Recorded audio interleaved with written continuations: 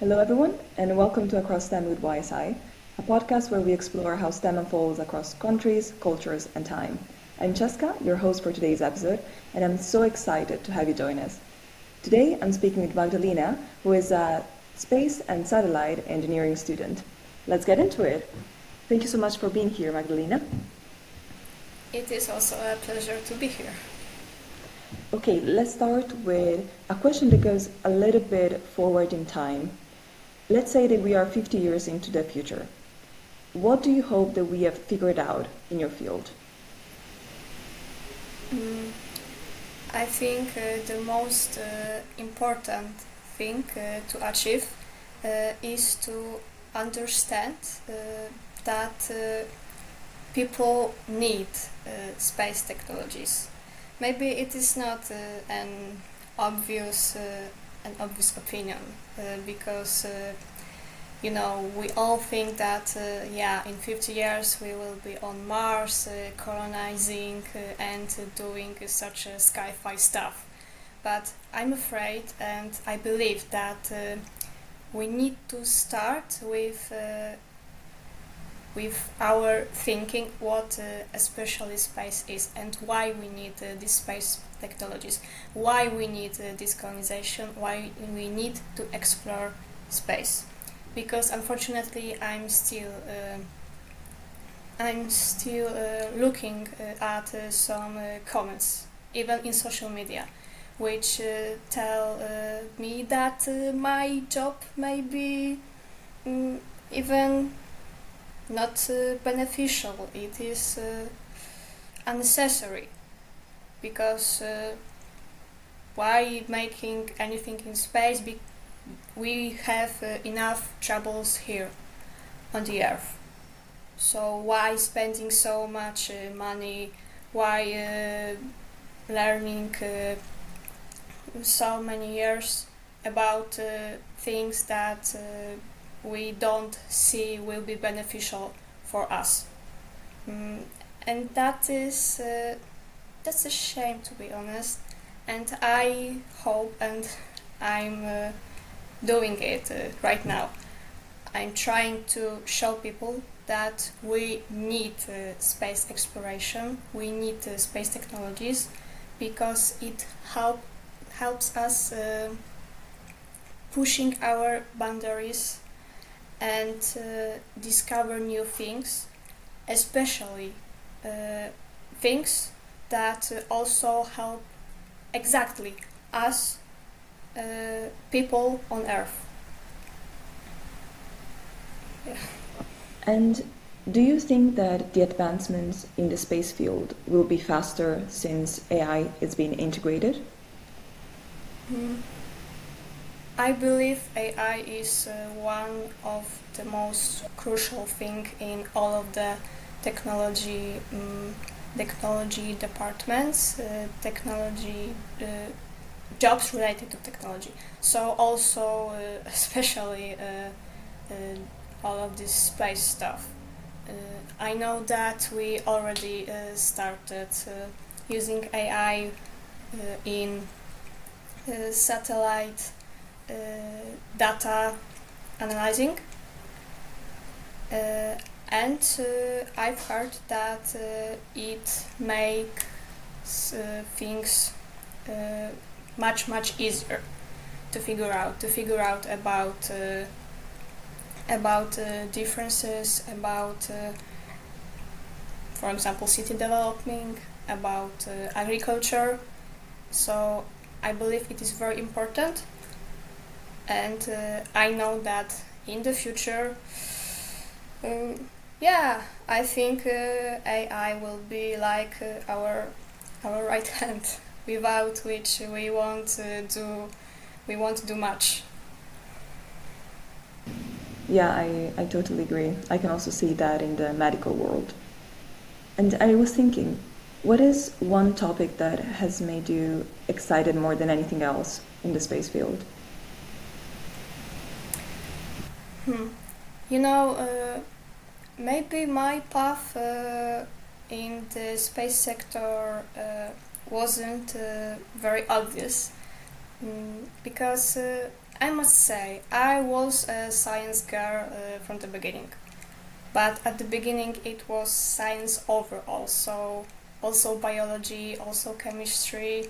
I still remember how happy I was when I made my first reaction with calcium and acid. Later, then I interested in math and physics, especially because I started learning at school physics-related topics, and then I interested in astronomy. This theoretical with all of these black holes, etc. But at some point, I realized that I miss physics in her physical way. What I mean, I started missing electrical topics, some mechanics, something like that. Astronomy is mostly theoretical. You are just basing on advanced math, but you can't build something. So then it was in the middle of high school, so already 4 years ago, I started to exploring.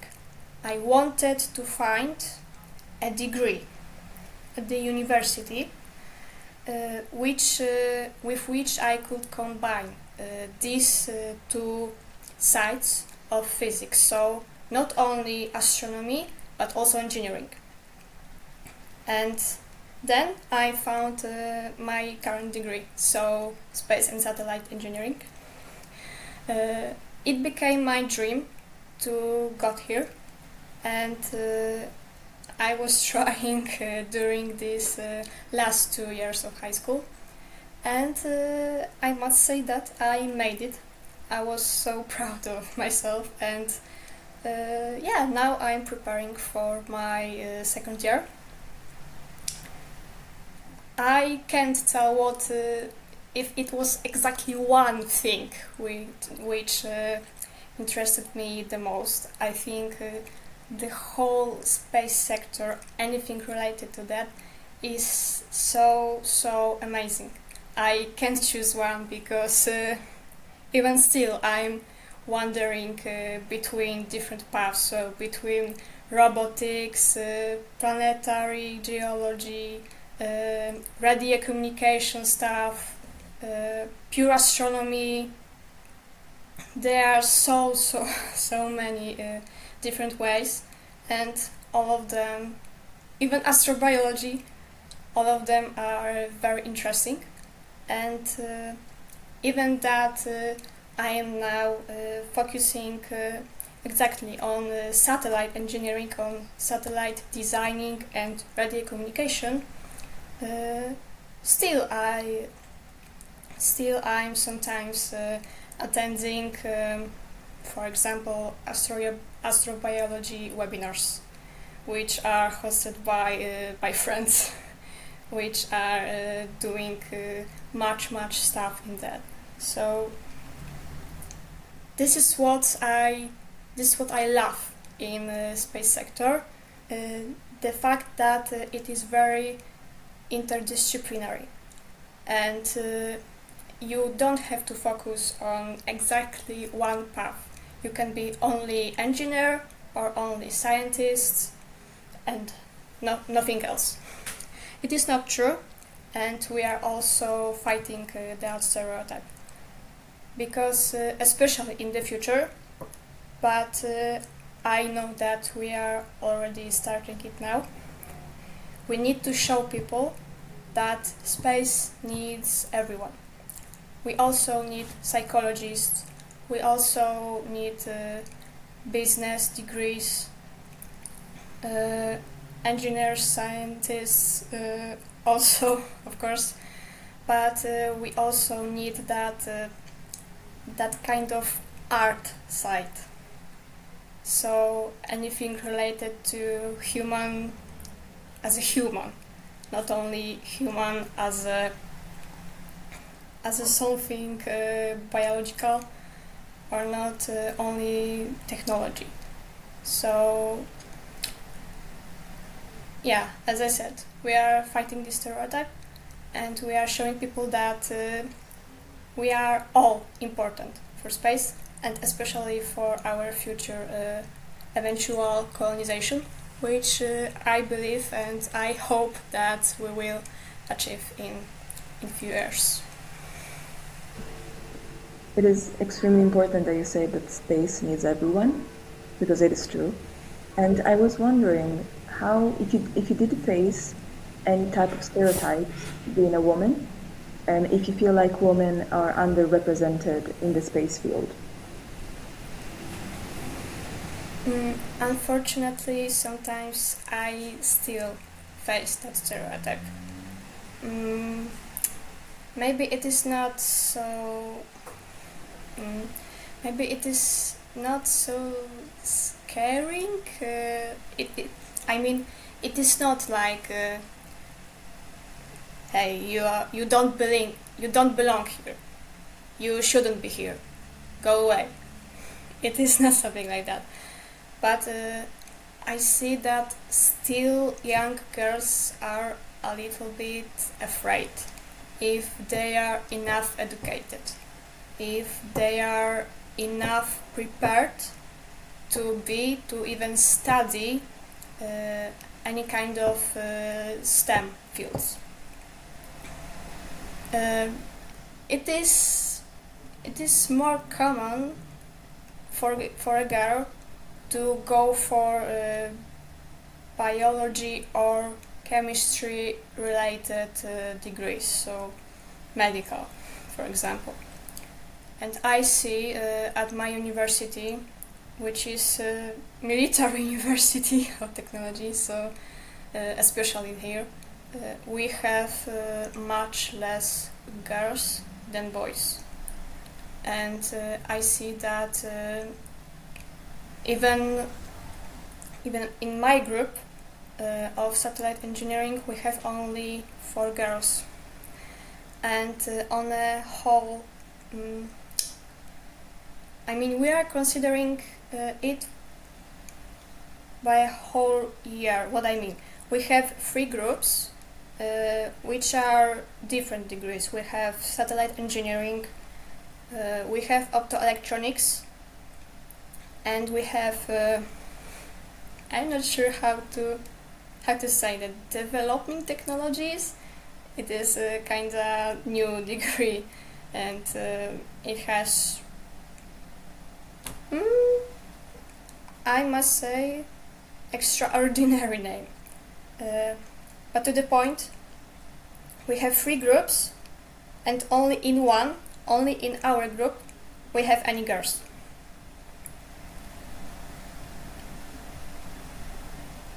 And also I must say that it is almost a year. When last year I started being in a group of girls who are also very interested in science, maybe more in biology and chemical stuff, but we are exactly fighting the stereotype that girls don't belong to STEM. And from my perspective, I must say that I'm trying to show that girls also belong to engineering, to math, to physics. It is okay. Maybe it is a little bit harder than biology or chemistry, but it doesn't mean that you shouldn't try. And I hope that with showing myself, with telling about my story, I will show that you shouldn't be afraid, because when you are afraid, you already lost. If you give up, you already lost. So don't tell me that you will lose before you even try. You need to try, and then you will say if it is too hard or it is not too hard. In my opinion, we should always try new stuff, even if at the beginning we don't feel it is okay or it is easy. No, I believe that if engineering would be easy, then we would have many engineers. We don't have many engineers. Engineering is hard, but it is totally worth it. Well, yes, engineering is supposed to be hard, but as you said, we shouldn't be afraid of trying, especially just because we're women. We should stand together and we should face our fears. I was wondering, since earlier you mentioned about colonization, if you had the chance, would you like to be part of it? Like to actually go and be one of the astronauts that starts the colonization? I'm afraid I wouldn't be able to be an exact astronaut, even though I have some health problems. But what I mean, I'm afraid that I am more technical person than exact scientist, because I mean, astronauts, to be honest, are everything. They are pilots, they are engineers, they are scientists, they are doctors, and all of that just in one person. So I'm not sure. I wasn't thinking about that, but I'm afraid my role would be not developing this technology while being on Mars, but my role would be to create that technology before it flew to Mars, something like that. Okay, yeah, that's great. And can you tell us a little bit more about how like your degree is structured and what type of projects that you get to work on? Okay. I just finished my first year, my freshman year, and unfortunately I didn't have a lot of subjects related to space yet. For now it was more like an introduction to engineering, especially electrical engineering, because our degree is focusing on exactly satellite electronics.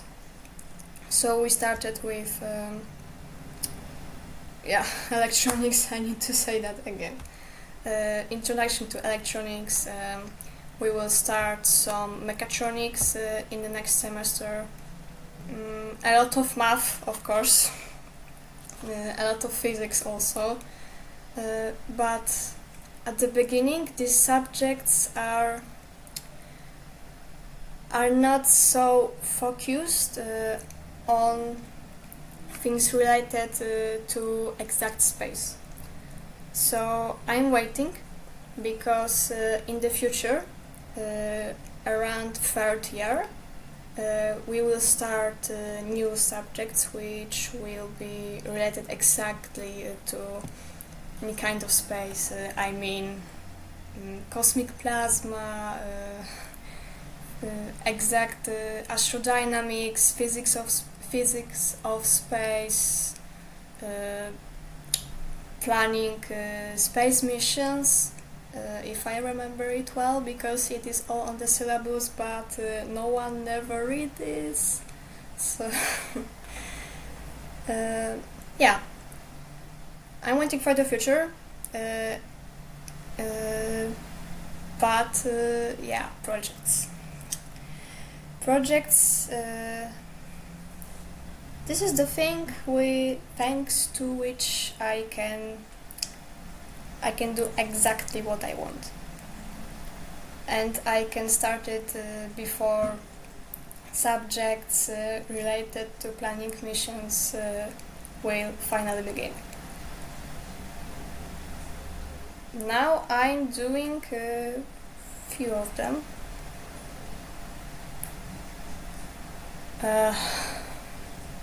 Okay, maybe I won't count it. I just say that I'm now doing my satellite designing course.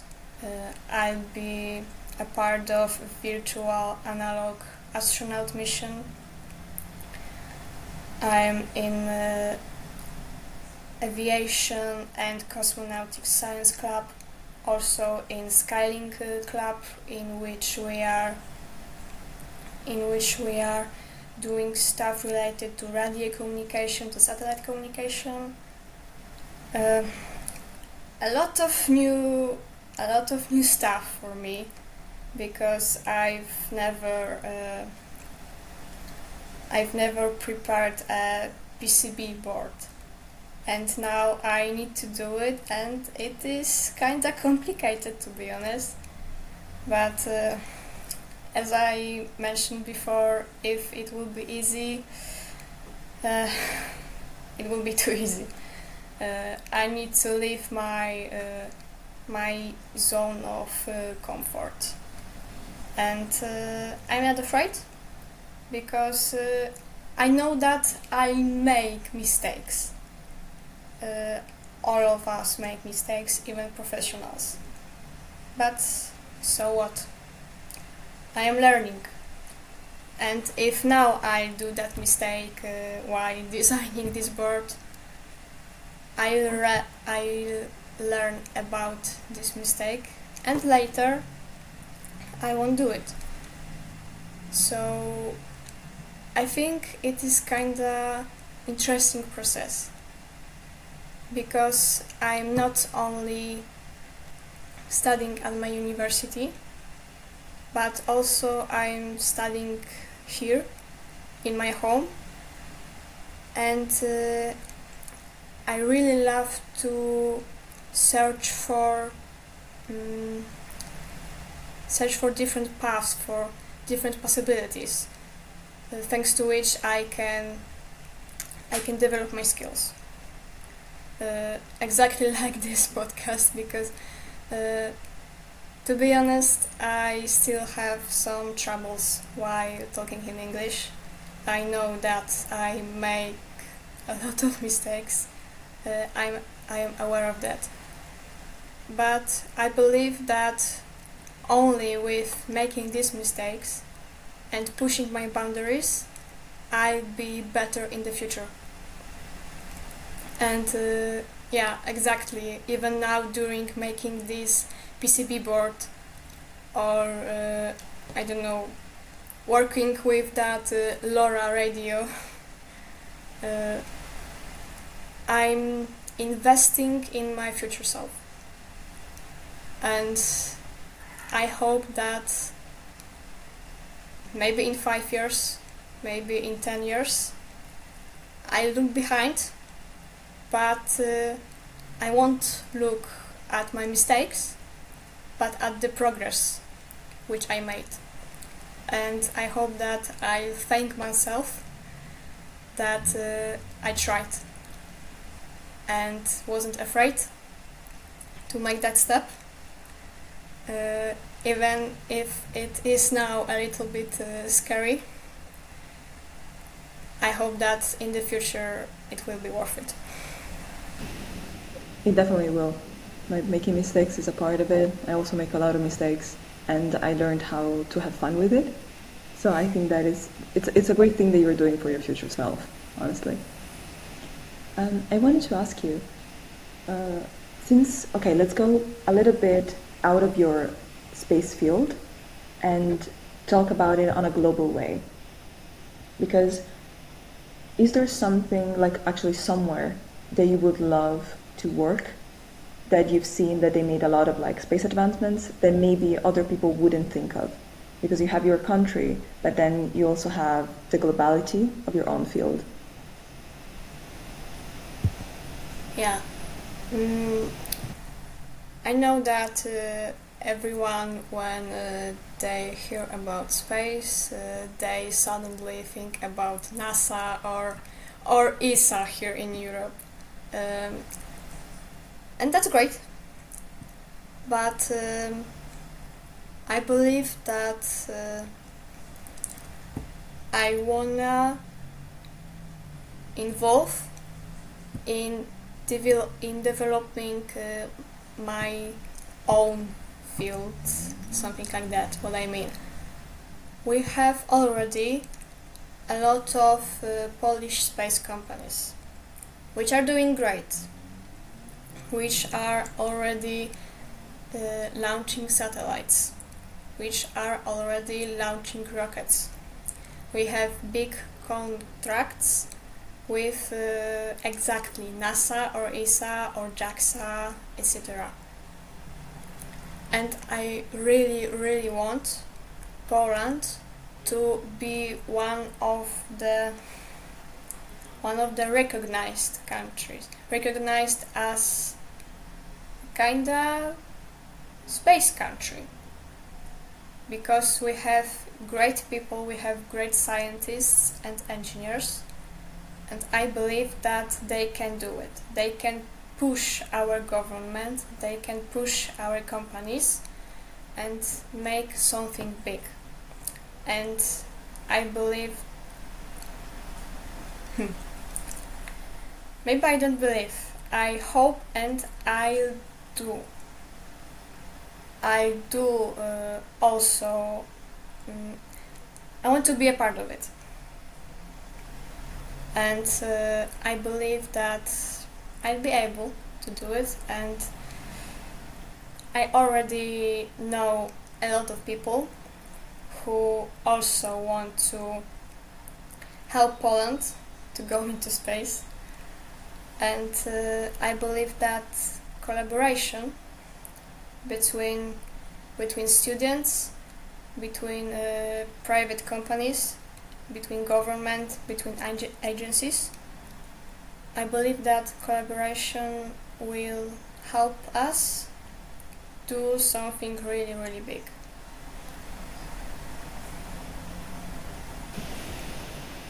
This is like incredibly impressive, because usually people want to leave their country and go to the better place. So it's good they actually want to stay. And do you have any like local history stories from your country that you like to share or for other people to know about? I actually think that the best topic to say here is the fact that we as Poland now have not only one but two astronauts. What I mean, for a lot of years we had just one Polish cosmonaut, Mirosław Hermaszewski. Cosmonaut because he went to space while Poland was under the ZSRR occupation. I don't remember the year of that mission, but it was around 40 years ago.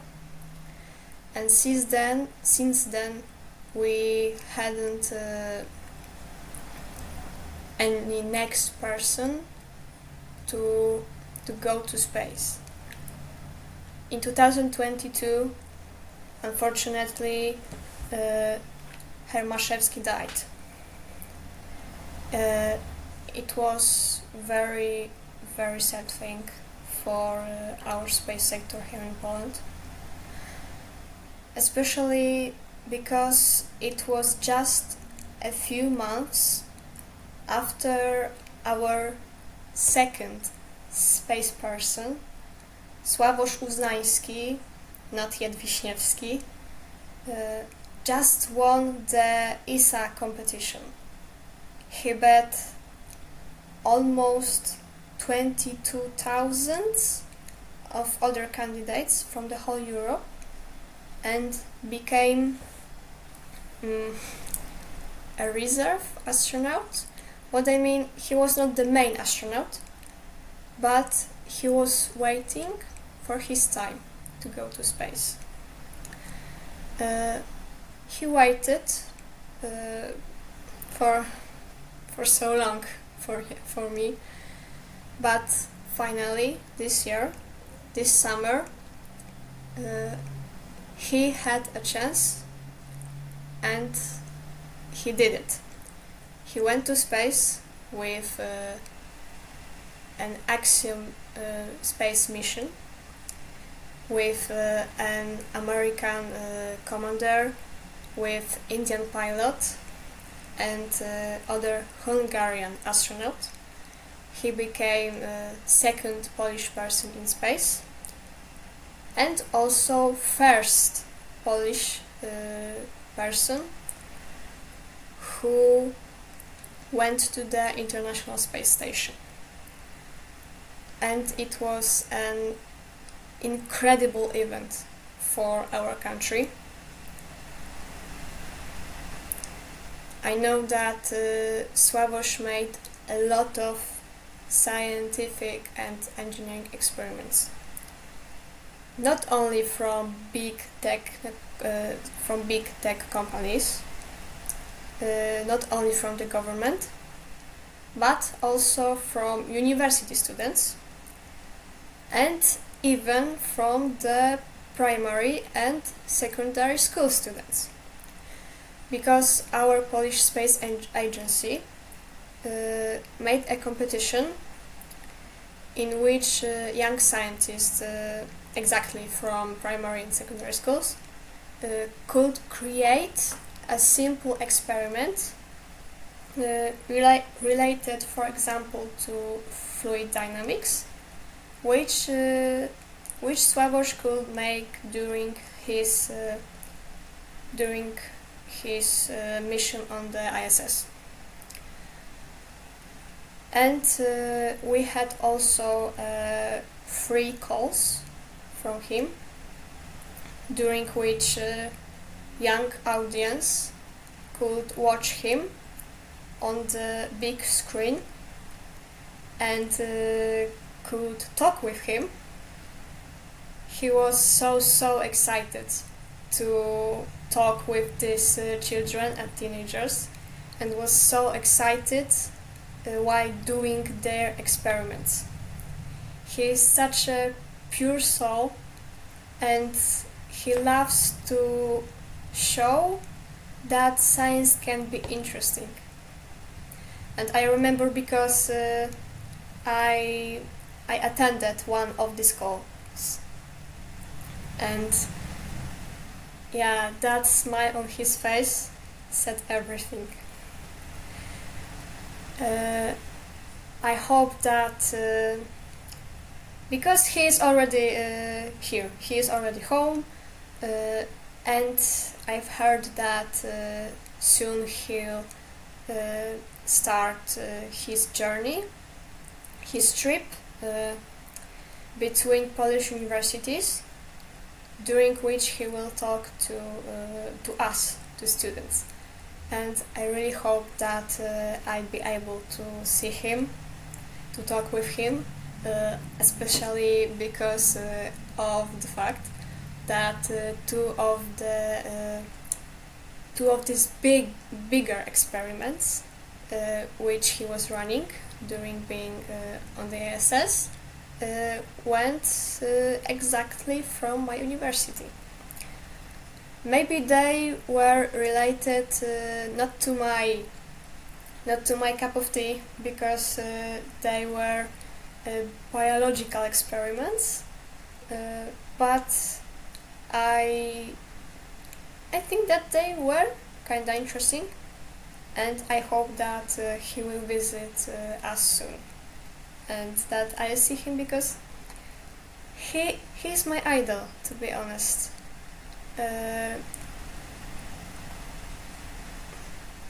I won't say that I love him, because he already has a wife, but Yeah. uh, he's such an icon to all of us. To all of us who are already in this sector, or to these children who are just making their first steps. And I hope that he'll become in the future a kind of science influencer, and more and more teenagers will be inspired by him and choose paths, degrees at the universities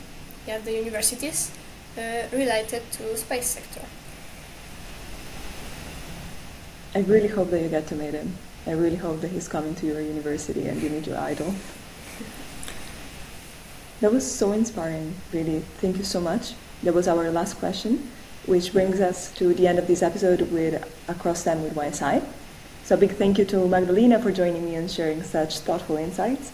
And if you enjoyed this episode, make sure to follow the podcast and check us out on socials to stay updated. And until next time, stay curious, stay inspired, and keep exploring STEM across borders and time. Thank you so much, Magdalena. Thank you very much.